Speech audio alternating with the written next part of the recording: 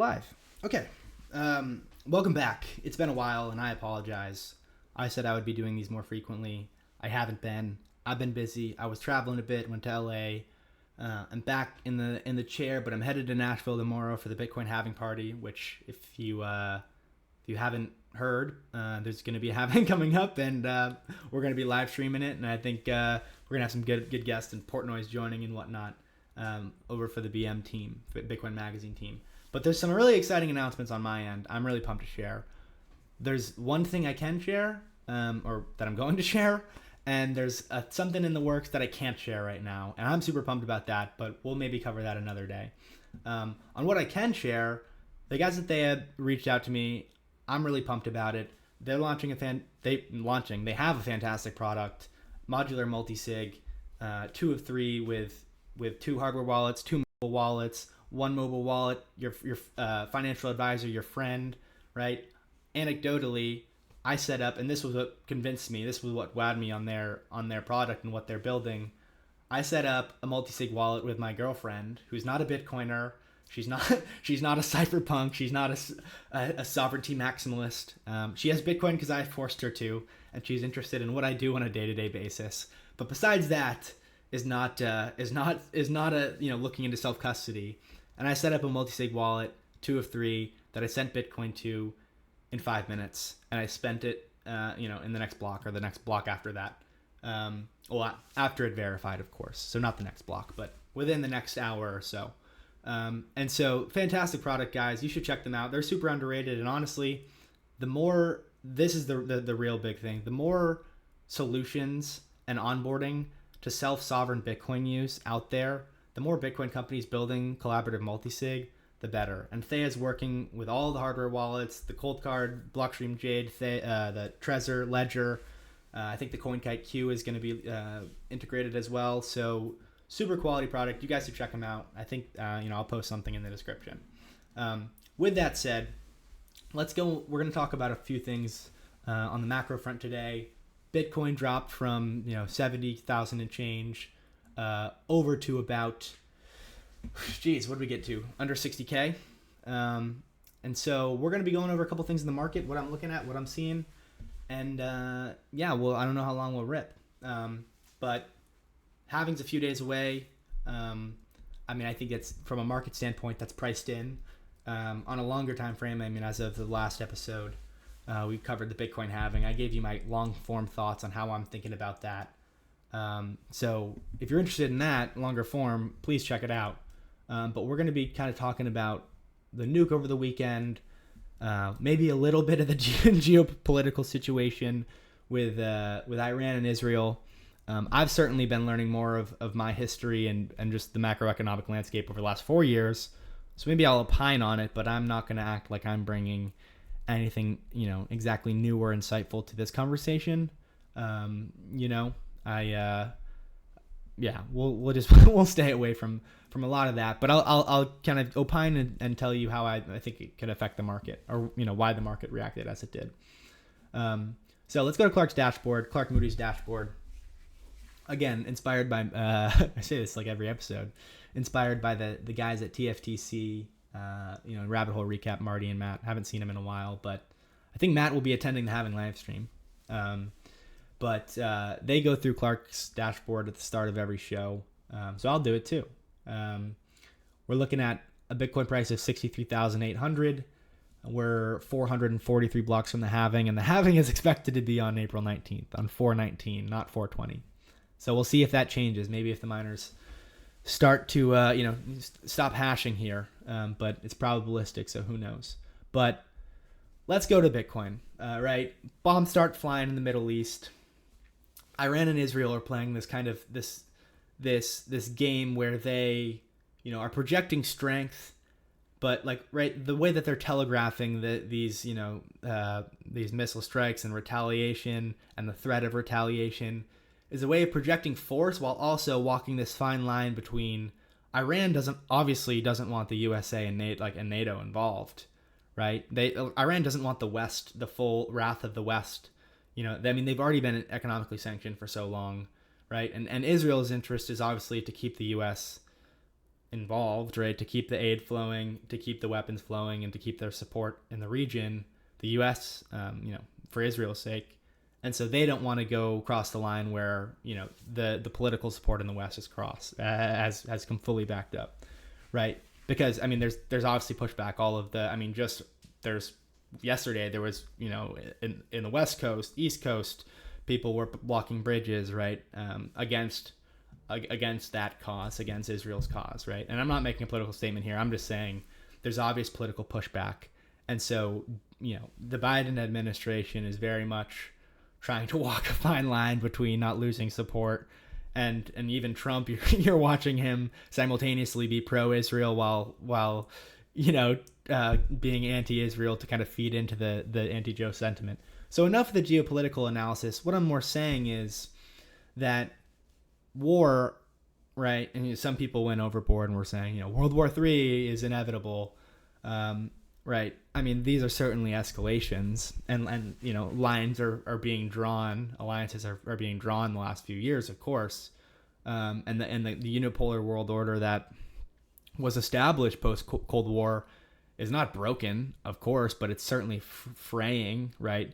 The axis of power, it's certainly still in the West, but right, China, Iran, Russia are certainly powerful. And if the U.S. had to be in Ukraine, Israel, and Taiwan at the same time, could they do it? Like, right? Do we have the industrial base for that? These are questions that I'm not going to dive into this episode, but there's a reason that the market dumped instantaneously. Bitcoin is this store of value thing. Why did it dump on geopolitical strife? And well, first off, right, it's the only liquid market on the planet that was trading at the time, right? Or the most liquid. I know, foreign exchange has some, really very much illiquid trading and whatnot, but the stock equity markets are closed, fixed income markets are closed. Bitcoin's open 24/7, 365.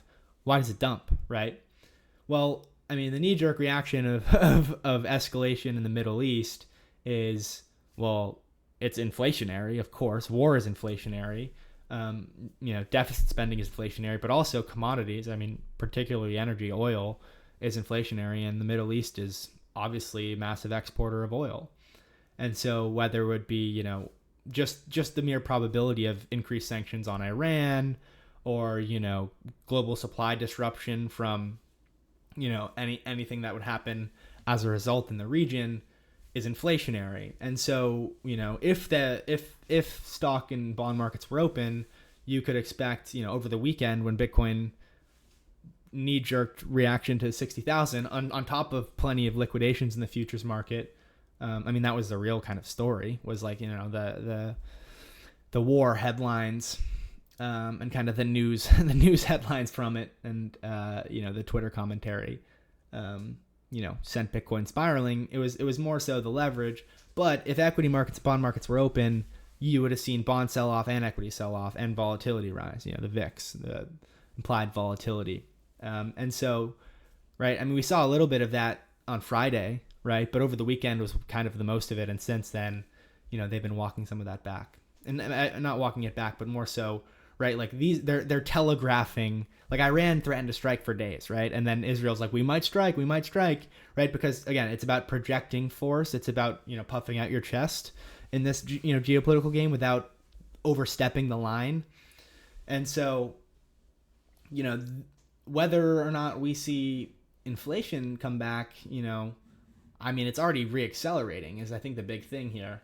And I'm going to pull up what I think is one of the best charts. And I just tweeted this, but of course I say it's the best chart. But here it is. I have to go to TradingView. I've just been talking to you. I think this is real yields, guys. And not, it's a bit of an unconventional way, but we have 3-month annualized sticky inflation, right? So it's taken the last 3 months, the change in inflation, of the consumer price index, of the sticky basket, the stuff that once it rises, it doesn't fall, right, all that easy. The last 3 months, it's 5%, 5.22% annualized rate, right? The Fed funds rate's right there. So this kind of period of, what was the period? May of 2023 to probably the next print next month, we've had quote unquote positive real yields. And I get it. This isn't the perfect, this isn't technically how you measure real yields. I know this, but a regime of interest rates above inflation, right? We got the disinflation and everybody claimed victory. And now all of a sudden inflation's ripping back, right? Commodities, the price of oil, gasoline, random commodities like cocoa. If you want, Bitcoin's a commodity, a monetary commodity. It's not in the inflation basket. Good luck with them ever adding it, but it should be in there a little bit. They've all ripped, right? And so the Fed's tight policy isn't all that tight because we're in this era of fiscal dominance. And it was a thesis that I wouldn't say I didn't understand, but I was underweight how powerful it would be. And this is, I'll go back to Twitter and show you, but I think this is one of them. This is one of the things I want to share. Our interest expense is going parabolic with yields here, with the amount of debt and treasury issuance that's occurring on the short end. And you're seeing, right? Look at that. This is a 10-year yield. That's not even the short end of the curve. But just look at the move in yields, guys. This debt spiral gets tricky real fast. And so, that's a story, right? Look at government bonds, just trading like a shit coin. So that's, equities and bonds have had a disconnect for a while. And, there's probably heightened risk, at least here, of, and again, I'm not in the game of trading the equity bond correlation. I have Bitcoin exposure. So I guess if that, however much it affects Bitcoin markets, but the disconnect between how equities have been up only and bonds have just been limp is certainly fascinating. If not, not entirely unprecedented for times, but just the absolute disparity of where, the quote unquote earnings yield for a fixed income instrument is versus the US tech index or a US stock market index, and the concentration of the US stock market indices is unprecedented. And I think a lot of that has to do, call it passive dumb money, or call it, prudent asset allocation in a shifting inflation regime. But in a period where this is red, right, meaning inflation is above your interest rate on the short end or the long end or however you want to measure it, right, with debt to GDP at 125%, right? This is showing this debt reading is last September, right? So we're wherever we are now, and I know it's higher.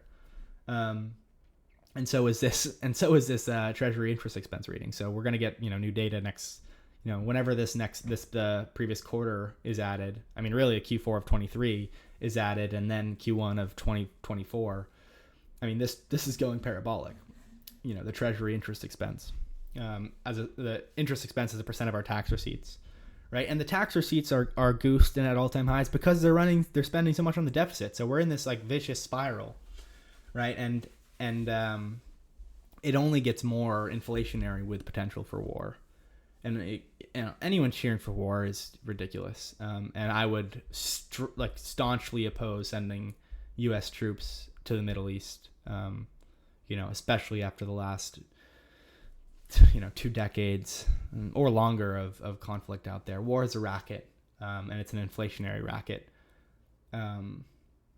But knee-jerk reaction to $70,000 Bitcoin going to 60K.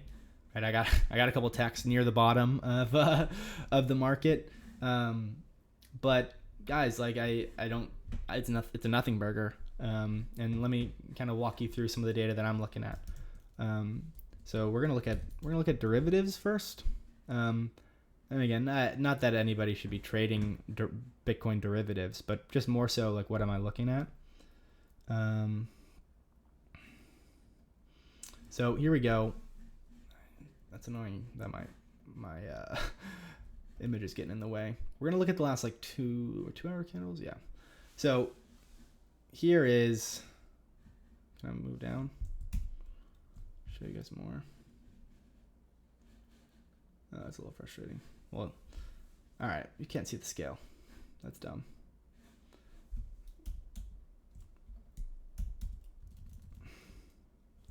Well, maybe you know the chart. Whatever. I can talk you through it. But here we have the on the bottom rung here, we have basically whether derivatives or spot are trading at a premium. And the periods of green are when the futures market's trading at a premium to spot. This isn't funding rate. Funding rate's the implied from this. But this is basically, is spot leading, is futures markets leading. And we're looking at, BTC USDT pairs here. But simultaneously, we have open interest at lows not seen since, we haven't been this low since FTX. But the lowest of the year by far. We wiped out 25K, 27K of Bitcoin coin margined open interest, right? So think about thousands and thousands of Bitcoin getting sold in seconds, here at the over the weekend at 60K, right? And now since that moment, futures have been trading under the spot market. So not to say like imminent short squeeze higher, immediately up, no volatility. Like I've posted some big open interest charts the past couple of days, but more so it's like we had a lot of people get overzealous and excited, including me, of course, getting excited at this all-time high breakout pre-halving, right? But with that, you had a bunch of open interest build up multiple times. And so, right, like from April 5th to April 12th, price goes from 65 to 62 or 70, 63, 64 to 72, 73, back to 71. But you had, what was the buildup? You had 18,000 Bitcoin of open interest buildup at that, right? And if spot was there to support the market, and Larry Fink and BlackRock and traditional finance was pummeling billions of dollars into the market, it would have been enough to take out all of the liquidity sitting above 73,000, right? And eventually we're taking that liquidity, and a bunch of shorts are going to be forced buyers at 74,000, at 75,000, at 76, and they're going to be buying into no liquidity, and we're probably going to rip to 80,000 in the same day. Don't quote me on any price, but like when there's a spot bid supportive of taking this liquidity, we're going to take it.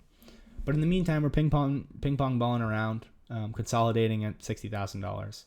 Under 60K, there's a little bit of liquidity and, somewhat of a gap down to 50 where there's, a good chunk. Is 50,000 possible? Yeah, of course, everything's possible. And I wouldn't, discount a 50% drop in Bitcoin from anywhere, but I'm feeling pretty good about where we are in this market. Again, that's just my opinion, and I would welcome the opportunity to stack lower. But unless the things in equity and traditional markets get somewhat hairy or hairier than they've been in the last couple of years, which isn't saying much, I guess. But unless that, is allowed to unfold before the elections, which I really doubt,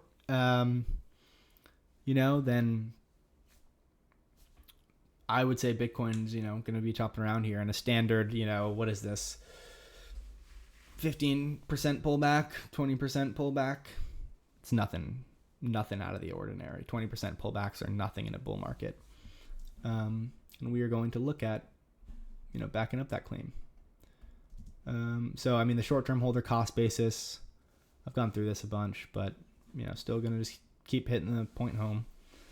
The short-term holder cost basis is around 58,000, right? So in a bull market, more or less support. It's not at an absolute rule, but you rarely, you see temporary, buying opportunities in bull markets under this level. It's the average level of new coins moved in the last 6 months or so that are changing hands. And in the bear market, that's resistance, right? So like you rarely, in a bear market, that level, it's a psychological level, right? Like technical analysis is for, is astrology for men. That's fine, right? But is there nothing valuable at seeing like, hey, what's the average price of all of the coins that have changed hands recently? Is that like not valuable? I mean, people use moving averages. Why wouldn't I want, instead of just a simple moving average of price and time, a time series of price averaged out, right, equally, why wouldn't I value each Bitcoin that moves the amount that moved at the price it moved, right? Like it's just a much better way of doing things. So if I can see the short-term holder average cost basis, well, the last 6 months of coins, like when have they moved? That's a pretty valuable thing. And that's, that's a fantastic bull. This is a fantastic bull market, bear market oscillator. And so, right, that level now is like 58.5 grand. So would I be surprised if that gets swept? I mean, no, nothing would really surprise me, but I mean, you buy those levels, you don't sell them in a bull market. And if you think it's a bear market, then maybe we just snap through it, right? Like, and I wouldn't be surprised about wicking under it, right? But just where we are with the derivative market, and just again the fact that since the weekend, since the the geopolitical conflict and escalation, and that 60K wick, there's been futures have been under the spot market. So it's leading me to think that the most of the pullback is we're looking past it. But again, I mean, what happened last halving, before, I guess it was before last halving, but everyone was levered anticipation of the halving and the market nuked. It's just, I mean, it's a different makeup this time around. There's not, I mean, the last time was a BitMEX meltdown, Bitcoin collateral collapsing in value, collapsing the price. Right now, the market's heavily in stablecoin collateral or treasury collateral with a CME or stable, USDT margin. It's just different a makeup, and also the funding rates. I'm not showing funding here, but this is how funding is made up. I'm sorry you haven't been able to see that. The last 3 days have been negative. So meaning again, futures price is under spot market. So that's a good thing to see. I like seeing that. Let's talk about the fiscal dominance. I think this is interesting, and I'll keep this one short because I haven't done a video in a while. I'll do more content. But again, make sure to tune into the halving live stream. Also, before I forget, if you're watching this and you have a bunch of UTXOs, if you have a bunch of Bitcoin that you've sent, 10 transactions, 100 transactions, if you just have old Bitcoin laying around in Lightning channels that you want to move around, do it before the halving, or you're going to have to wait a while, or you have to pay a lot. Because there's a whole bunch of stuff that's coming at the halving, and there's going to be, a great opportunity for miners to churn through it all, because there's going to be massive fee spikes. So you should, if you don't know why, well, you can just ignore it. But if you do know why, then not much you can do. This is a free market. This is what it looks like. Bitcoin's for enemies. So fees are going to spike a lot. And, whether that's transitory or not, there's certainly going to be a backlog that needs to be, chewed through. So back to the macro. This is a great chart from Jerry and Timmer. Awesome follow. This is just showing real rates in gold from 2000 to 2021 in the gray, and then purple is 2021 onwards. And you see you kind of see the relationship is, negative all the way until 2021, what you might consider a regime shift, and that relationship has been totally, totally different. And I think, that's a great chart, but maybe it's a little too wiggy for you. This is a better chart. And again, correlation is not causation. I understand that. I understand those rules. And two different time series. I mean, some people would consider this a chart crime, but whatever. This is gold, and the inverse of real rates. I mean, look at this relationship. Right? What happened in 2021, 2022? Well, I would say the tightening cycle, and this is kind of what Luke Roman is saying. I think it's great, and I totally agree that post 2020 and I went over this deeply in episode 1, but post 2020 they realized, and I mean the central bankers and monetary planners of the world realized they needed an inflation shock. The debt was too high. And they talked about this. They talked about this for a decade after the great financial crisis. We need a sustained period of inflation. We needed above interest rates. You need to pin interest rates. And they tried that, and they let inflation rip, and the political pushback was far too much. And so we underwent in 2022 the fastest rate hike cycle in history, the most aggressive, to 5.5%, right? Inflation came down, which we're now seeing it reaccelerate, like we went over. But inflation came down, but it's different this time with this much debt, right? Because, it's also different because the administration is spending out the wazoo, right? But we have this fiscal-driven monetary economic stimulus where we're running deficits at 7% of our economy, 7% of our GDP. That's the most ever outside of COVID, outside of recessions or war. And I wish this went back to World War II. So this traditional relationship between gold, right, and real interest rates that existed for like 20 years, almost in like lockstep, is gone, right? Look at this divergence. Gold's at all-time highs, bonds are selling off, right? This is what happens in a fiscal crisis. This is this is what you see in a fiscal emerging market crisis. So this is a really interesting time to be, watching the macro because, traditional thinking would say, well, someone has to get in here and tighten the belt. Someone has to get in here and right the ship, from the U.S. standpoint, the administration. And I think at some point you realize there's no adults in this room. There's no Ron Paul coming that's going to, right? Like, yeah, Vivek says he's going to cut all the government jobs if he was elected or, whatever. We're going to, if you think Trump or you think Biden's going to come in here and tighten the belt at the fiscal level, you're wrong. And so we're in this interesting moment where inflation's reemerging as shown here. This is sticky inflation. Right? Look at the reacceleration, black. Right? Periods of red are when sticky inflation's above interest rates. We've had not even a year of, positive real yields, right? And inflation's reemerging, and they're, Powell's really trying to push back these hikes, but he's basically just towing the line of whatever the market is saying, right? Powell's policy for a while has been go along what's priced into CME futures, essentially. And, the fiscal, the Biden administration, Biden's bumbled out over the weekend, like, hey, they're going to cut, right? Or what was not over the weekend, last week, he said, they might push back the cuts 1 month, right? And I think it's this reality that, regardless of what he says, and this isn't a political point, it's more so that the fiscal is driving this right now. And the issuance of $1 trillion every 90 days or so. Those are rough numbers, but this is unprecedented, and interest rate hikes, right, aren't going to make this better. Because if the Fed was independent, they would tell the Biden administration, they would tell the uniparty, hey, stop spending or we're going to raise interest rates. And it would really, bankrupt the Treasury. But the Fed at this point is completely at the whims of whatever, whatever the checkbook Washington signs. And so we're in this really unique position. Inflation is not going away. It's not transitory. We're spending like crazy.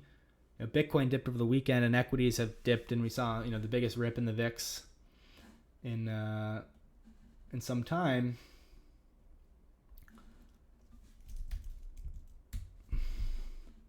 Take a look at the VIX, year-to-date highs, but still nothing crazy, right?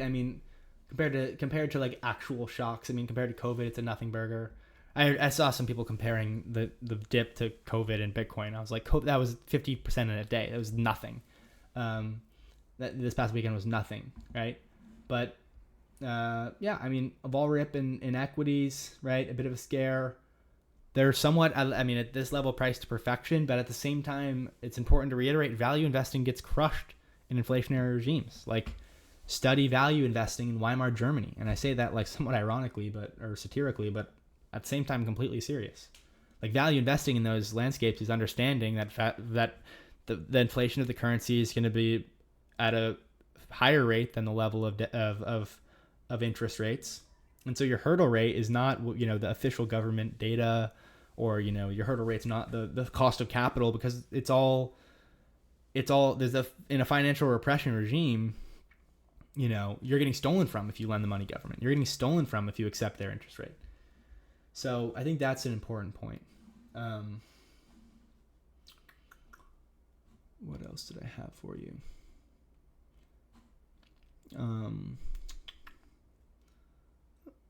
30 minutes in.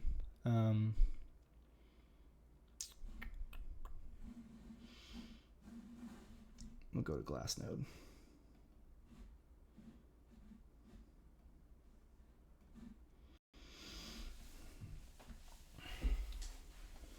I did want to actually highlight this. Glassnode's got some cool new stuff. So here's I talk about realized price a lot. I just showed you at the beginning of the show the short-term holder cost basis. That's the short-term holder realized price. But here, I think a lot of you guys have seen the HODL waves metric, right? Well, I guess we can look it up. HODL waves.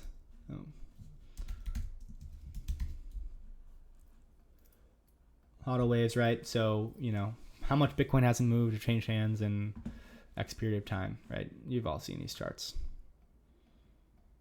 That sort of stuff, right? Super cool. Well, Glassnode came out with a realized price. Kind of it's not a HODL wave, but this is average price, average cost basis, right? So if I take out a lot of the noise here.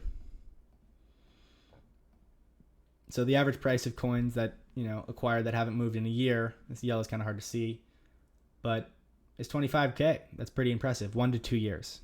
1 to 2 year age, right? If I look at 2 to 3,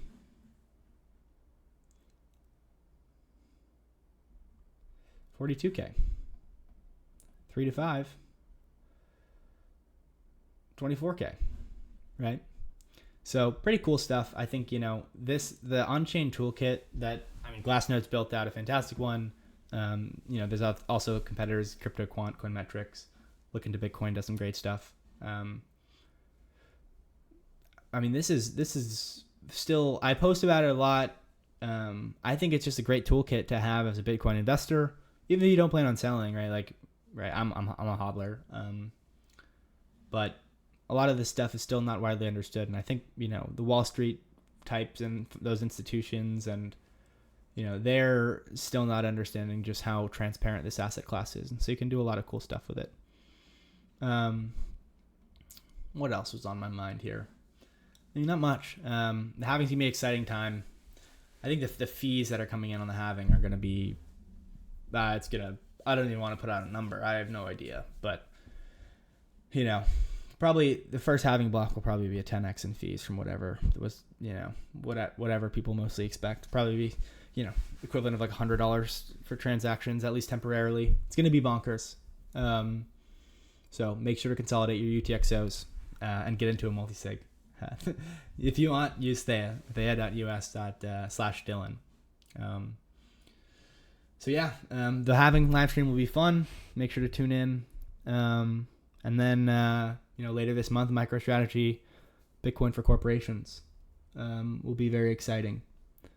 I think, again, I've said this before, and I said this in episode 2, but I suspect there will be some legitimate players, if not announcing, then, thinking about ways to implement, if not a full-blown, 100% all-in Bitcoin strategy, at least a partial Bitcoin strategy. So, we're 30 minutes in. I haven't spoken to you guys in a while, but I appreciate everyone that, will rush to come watch this. And if you made it this far, I appreciate it. It means a lot. Make sure to give this a like and a subscribe. That would be great for me, and I would appreciate it. So, cool. I think we'll call it there. And I will see you guys at the end of the week. Peace.